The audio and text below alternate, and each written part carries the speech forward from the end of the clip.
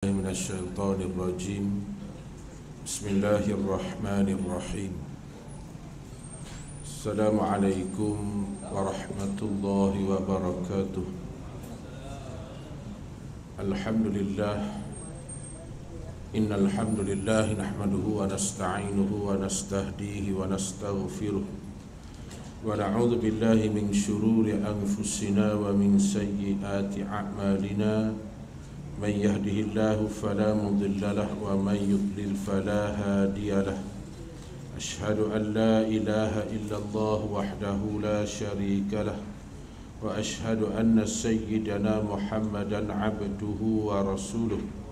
اللهم صل وسلم وبارك على سيدنا محمد وعلى آله وأصحابه ومن دعا بدعوته واستنى بسنته إلى يوم الدين. رب اشرح لي صدري ويسر لي أمري واحلل عقدة من لساني يفقهوا قولي. سبحانك لا علم لنا إلا ما علمتنا إنك أنت العليم الحكيم. ولا حول ولا قوة إلا بالله العلي العظيم. أما بعد. قال الله سبحانه وتعالى في القرآن العزيز: أعوذ بالله من الشيطان الرجيم. ولو أن أهل القرى آمنوا واتقوا لفتحنا عليهم بركات من السماء والأرض.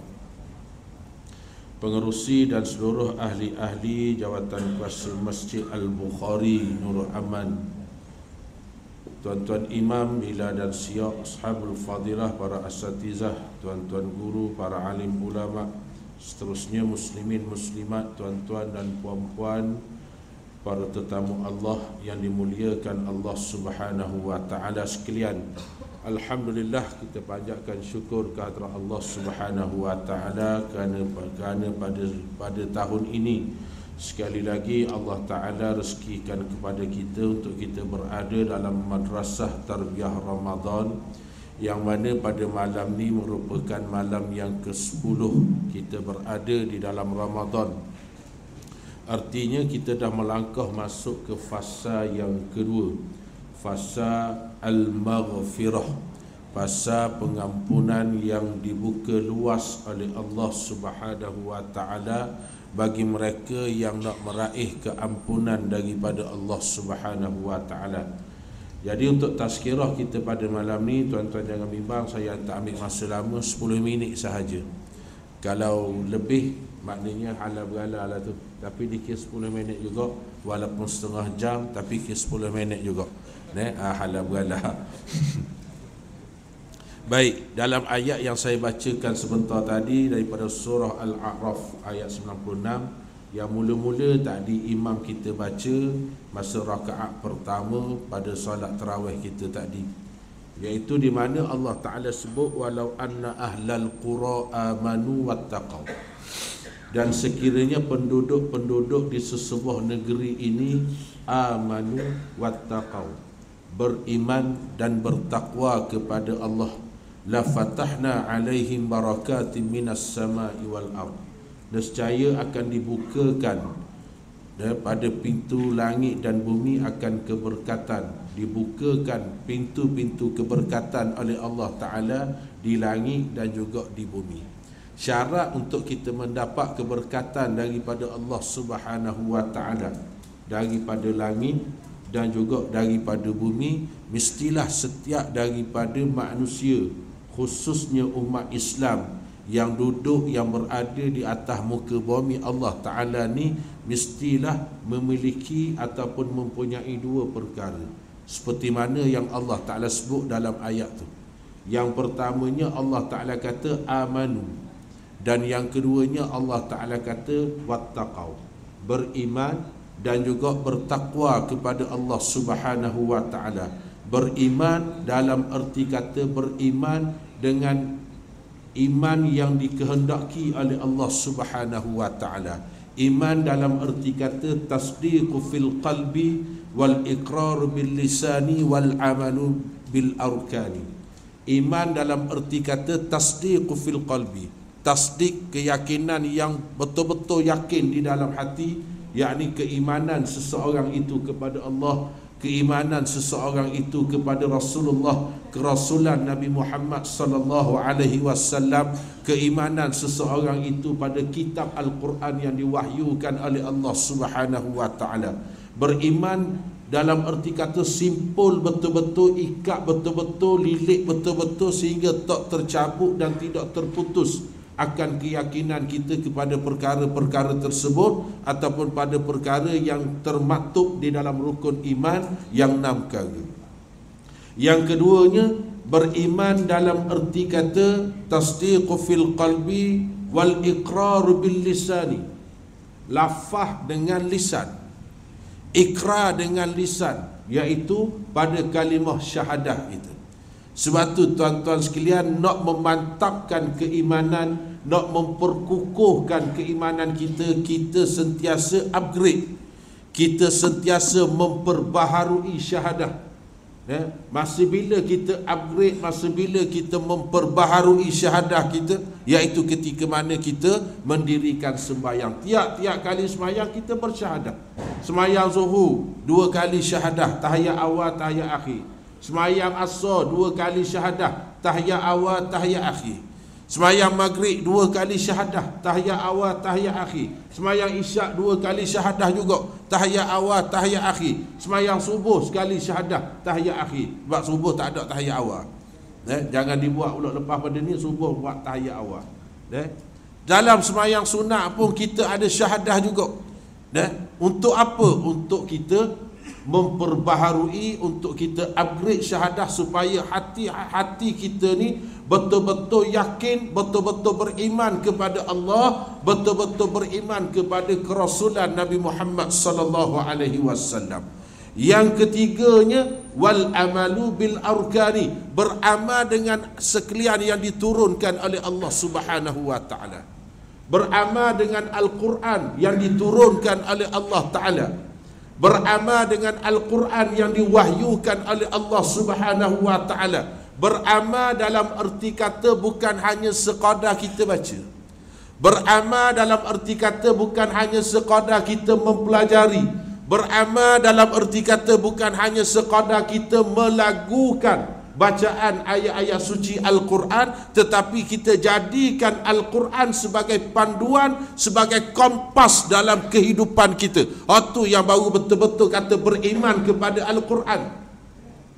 Kalau hanya sekadar mulut dikatakan beriman, tapi dalam hati tak berapa yakin dengan Al-Quran, maka iman seseorang itu tak lagi kukuh, tak lagi mantap, tak lagi mampak, tak lagi padu. Mulut dia kata dia beriman pada Quran, tapi dalam hati masih lagi ada keraguan pada Quran. Macam tak berapa nak percaya, macam tak berapa nak yakin kepada Al-Quran. Ya kedok kalau ikut Quran jadi lagu mana? Kalau ikut Quran sesuai kedok zaman ni, kalau ikut Quran jadi ikut mana? Maknanya masih di situ masih lagi ada ragu-ragu kepada Al-Quran. Kalau ragu-ragu lagi ada pada Al-Quran, maka iman kita masih lagi belum sempurna, iman kita masih lagi goyang. Pasal apa? Sebab Quran tu sabda wahyi. Quran tu diwahyukan oleh Allah Subhanahu wa taala. Sifat Al-Quran tu sendiri adalah kalam Allah. Sifat Al-Quran itu sendiri adalah mukjizat yang dikurniakan oleh Allah Ta'ala kepada Nabi Muhammad sallallahu alaihi wasallam. Jadi kalau kita ragu dengan kalam Allah, kita ragu dengan mukjizat yang ulama sebut sebagai mukjizatul kubra, mukjizat yang paling besar, tapi kita masih lagi ragu, maka bagaimana kedudukan iman kita kepada Allah Subhanahu wa Ta'ala? Satu. Yang kedua, Allah Ta'ala kata wattaqau walau anna ahlal qura amanu, sekiranya penduduk di bumi itu, penduduk sebuah negeri itu amanu, beriman dalam erti kata hak tiga tadi, wattaqau, dan juga bertakwa kepada Allah Subhanahu wa Ta'ala. Batu kita tengok dalam ayat ni Allah sebut asing amanu wattaqau. Dalam ayat yang lain Allah Ta'ala kata ya ayyuhallazina amanu, ujungnya uiddat lil muttaqin. Dalam ayat yang lain Allah kata ya ayyuhallazina amanu ittaqullah. Maknanya beriman, bertakwa, beriman, bertakwa, beriman, bertakwa. Nak tunjuk pada kita apa? Nak tunjuk pada kita iman dan takwa adalah dua perkara yang berbeza. Orang yang beriman belum tentu dia bertakwa kepada Allah Subhanahu wa taala. Orang yang bertakwa maka confirm dia orang beriman. Sebab tu para ulama menyebut kalau seseorang tu nak selamat daripada sambaran api neraka, dia kena bertakwa kepada Allah. Kalau seseorang itu nak masuk dalam syurga, dia kena beriman kepada Allah. Ada beza? Ada beza. Orang yang bertakwa kepada Allah, dia tidak akan masuk dalam neraka, dia tidak akan disambar oleh api neraka, terus ke syurga. Orang yang beriman pada Allah, tak ada takwa, nak balik masuk dalam neraka dulu, habis tempoh, habis dah semua selesai dah belaka dalam neraka, baru akak masuk dalam syurga mula. Gitu. Nah, sebab tu orang beriman dia masuk dalam syurga, dan terkadang dia duduk dalam neraka dulu. Nak cabut dulu dosa-dosa dia, hok keping-keping banyak-banyak dalam hati. Masa dalam dunia marai dak nak taubat pada Allah, mati dak taubat, akhirat kena rendah dulu dalam neraka. Nak wih cabut dulu dosa-dosa, nak wih cabut dulu maksiat, habis dah cabut neraka, barulah masuk dalam syurga. Tapi dak tahulah berapa lama duduk dalam tu. Berapa lama duduk dalam tu. Cuma jangan pula kita kata masuk syurga juga. Mana dak kekal? Tak apa ustaz, yang penting tak kekal. Masuk sekejap tak apa, yang penting tak kekal. Ada ke royak gitu? Yang penting tak kekal, yang kita tak ambuhnya kekal. Tak kekal tak apa. Baik, sebelum tak kekal masuk neraka, tapi tak kekal, sebelum berasa tak kekal dalam neraka, berasa dulu api dunia balik kat gang, buka api gas kuat-kuat. Kita pun buka api gas kuat-kuat, lok sampai merah tuku, tahu tuku tempat tok puyuk tu kan. Sampai merah tuku, tutup api, kita letak pipi kita atas tuku. Dak payah lama, 2 minit. Agak-agak jadi gana pipi kita. Agak-agak jadi gana. Tak ada benda ni lopong. Lopong. Kalau awet yang selok haing duduk atas tuku, anak dara tua pak sudah. Tak ada orang nak nikah dia. Dah tak ada punggung. Dia nak nikah dia ada punggung. Duduk atas tuku. Dah tu api neraka ke api dunia? Api dunia, bukan api neraka pun. Itu dak siapa bertahun-tahun. Dak siapa ribuan tahun. Dak siapa puluh ribu tahun. Dak siapa berbelah tahun. Baru berminit-minit je baru. Itu pun dah jadi lagu tu. Apatah lagi kalau kita duduk dalam neraka selama puluhan ribu tahun. Walaupun tak kekal tuan-tuan sekalian, tetapi puluhan ribu tahun kita duduk dalam. Kita ni kalau boleh tambuh, minta Allah Ta'ala selamatkan kita daripada sambaran api neraka. Sebab tu nak selamat daripada neraka, tiap daripada kita ni kena memiliki sifat takwa. Takwa dalam arti kata ada 4 elemen, ada 4 ciri. Iaitu al-khawfu minal jalil wal ridha bil qalil wal amalu bit tanzil wal isti'dad li yaumir rahil. Hak pertamanya al-khawfu minal jalil, takut kepada Allah, takut pada murka Allah, takut pada balasan seksa Allah, takut kepada azab Allah Subhanahu wa taala. Hak ni semua dalam erti kata takut kepada Allah. Batu dalam Quran ada ketikanya Allah sebut ittaqullah, ada ketikanya Allah sebut ittaqun nar. Takut pada api neraka. Neraka tu milik Allah. Allah Ta'ala buat untuk azabkan manusia. Orang yang takut pada neraka, artinya dia juga takut kepada Allah Subhanahu wa Ta'ala. Yang kedua, warida bil qalil, reda dengan pemberian yang sedikit. Yang ketiga, wal amalu bit tanzil, beramal dengan sekalian yang diturunkan, yakni Al-Quran. Yang keempatnya, wal isti'dadi li yaumir rahil, iaitu buat persiapan untuk hari kematian. Makna bila ada pak tu dalam diri kita, artinya adalah kita ni sifat takwa kepada Allah Subhanahu wa taala. Jadi bila manusia dia amanu wattaqau, beriman dan bertakwa kepada Allah Subhanahu wa taala, Allah Taala kata apa?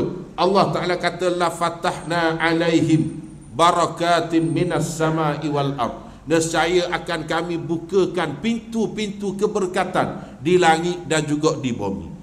Allah Ta'ala buka pintu keberkatan di langit. Apa maksud Allah Ta'ala buka pintu keberkatan di langit? Ada beberapa pentafsiran ulama, antaranya Al-Imam As-Sayuti rahimahullahu ta'ala, antaranya Syekh Abu Bakar Jazairi.